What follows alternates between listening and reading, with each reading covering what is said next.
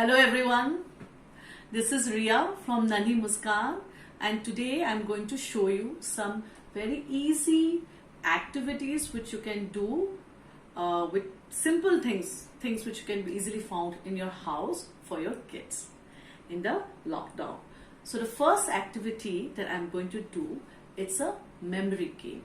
You can call the game a detective game where the child is a detective and trying to find out what is missing in it.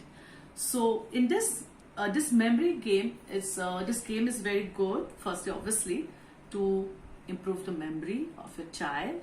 It also helps your child to be more observant and focus on things, right? So for this activity, we need a tray or a plate. Any plate will be fine, and you will need a hanky or a towel to cover. On the plate, you take the plate in front of the child and place few objects. For example, look, what is this? Mango. See, who has come to visit us? Oink oink, Peppa Pig. Look, vroom. There is a plane. Spoon. Comb. So these are the objects. Make sure the child observe each of the object properly. Repeat the name of the object and show it again to the child. What is this? This is a comb. Mango. Peppa Pig. Oink oink.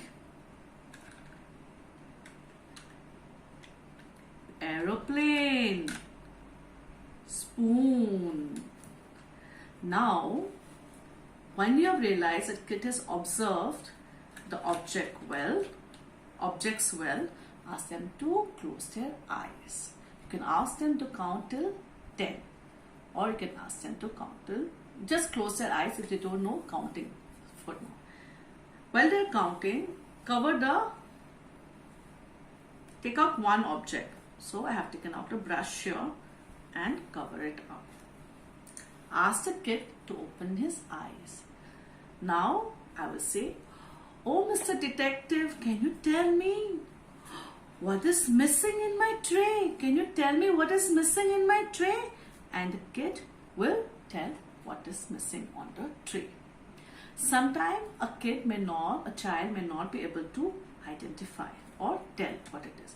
Under that circumstances, just cover the tray again, ask him to close his eyes and place back the toy. Let him open his eyes and let him observe the objects in the tray again. Again, you can go through and naming all the trays. Spoon, an aeroplane, Peppa Pig is here, mango, brush, and repeat the process, the game. So basically the objective is for the kid to observe, develop the observational skill of the kid. Okay, so and let them focus and let them remember what they have seen. This game is also very good to introduce new objects name to your child. For example, somebody who doesn't know a tortoise, I say this is a tortoise. What is this? Tortoise. You can even let the child feel and touch each object, so the learning or the memory is more reinforced or is strong. If you're doing this game for smaller children, like a 2-year-old, try to start the game with lesser number of objects, so it is easy for the child to recollect and play. As a teacher or the parent realize that child's ability to recognize or remember is more, you can keep on adding objects and increase the complexity. Another way of increasing the complexity of this game is by introducing objects, like I say, something which a kid has never seen. For example, I say a shell. Okay, so it is a new object that has been added. So when a tray is presented to the child will learn about all this and also learn about a new object name. So this was my first activity. Now let's go to the second activity. Our second activity is a very easy game, and this game helps in the developing the fine motor skill of the child. Now what you need is just a small bowl of water, and I've also taken some rubber bands. Can you see that? And I've also taken like a pincher, a fork, a straw, and an ice cream stick. You can use anything else. You can use a pencil, you can just use a small stick, anything that can pick. So the first thing you do is you drop all the rubber band in the water. Ask the kid, engage the kid, ask him to come and help you putting the rubber bands in the water. Now show him how you can pick it up and transfer it to the bowl here, one by one. You can also make it a game where you say transfer. For kids who are already understands or know colors, you can tell them transfer only the yellow rubber bands here, only the yellow one. So they will learn how to maneuver, move around and pick up only the yellow. Also, another way of increasing the complexity in this game is by introducing different tools. Not only a straw or an ice cream stick, say like a pincher. For a pincher you have to use another fine movement. Your two hands, two fingers have to move together, align together. So you learn how to do this. It's also a heavier object tool, right? So different tools have different way of holding it, different way of maneuvering it. So children learn effective way of using a tool in this way. It's a very simple game. This game can be even played by children who are 1 year old, 1.5-year-old toddlers. And it can be played by kids who are a little bit more grown up. You can make it more challenging for the bigger ones by adding different tools to it, and also by mixing up different colors and say pick up only red, pick up only yellow, or try to pick up two at one time, for example. Two rubber bands at one time. So this was our second activity. Very easy, right? Not at all difficult. But you'll be surprised how in both the activities the children might want to do it again and again, and you might get tired of it, but the children will not be tired of it. So the last activity I'm going to show is a patterns activity. Now patterns are very important important because patterns are everywhere, right? And understanding patterns make children able to understand how things fit in this environment. So patterns are also helps you understand, helps you develop your logical reasoning. Why a certain thing is being done? What is the logic? What is the reason behind a certain thing has been done? Patterns are also one of the ways to develop your early mathematical skills. Before teaching 1, 2, 3, the early mathematical concepts, patterns comes as one of it. It helps in your So patterns help in understanding how things fit in. It helps you develop your logical sense. So, for example, in patterns, now patterns can be done different ways.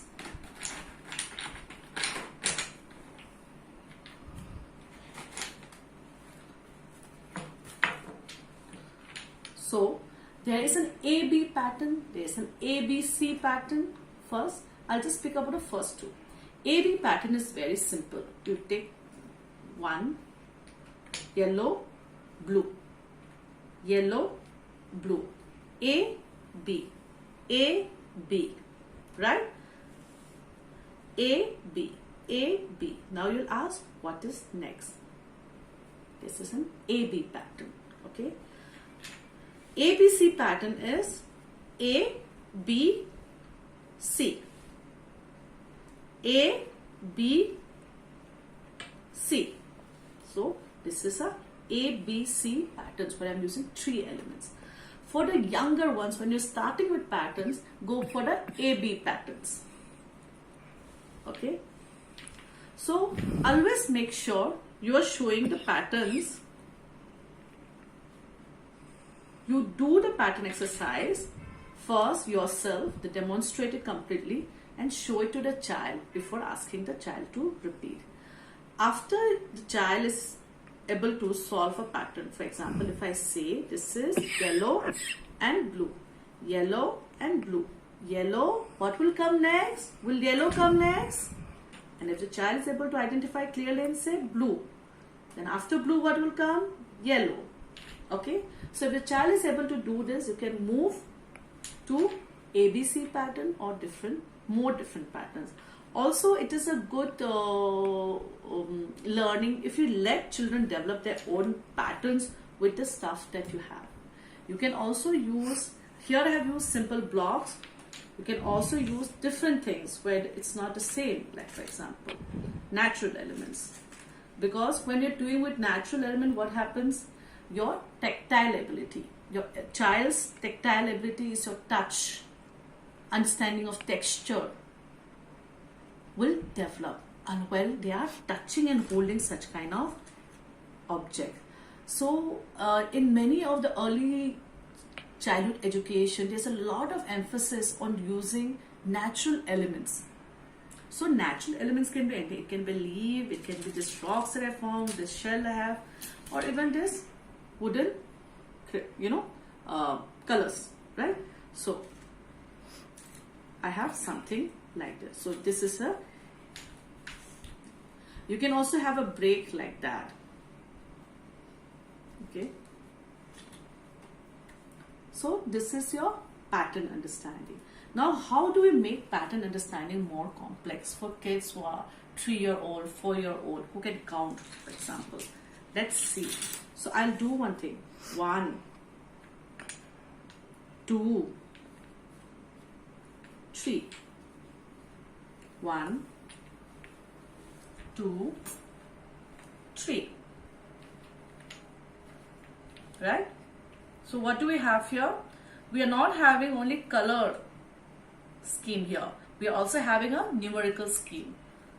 1, 1, 2, 1, 2, 3.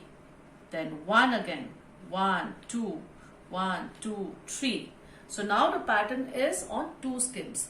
One is the color scheme. Green first, yellow, then blue. Green, yellow, blue. Another is numerical. 1, 1, 2, 1, 2, 3.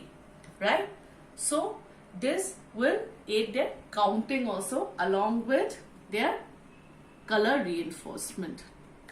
So these are some of the simple activities that anybody, teachers or parents can do with the children, and they will be very, very engaged and interested in it.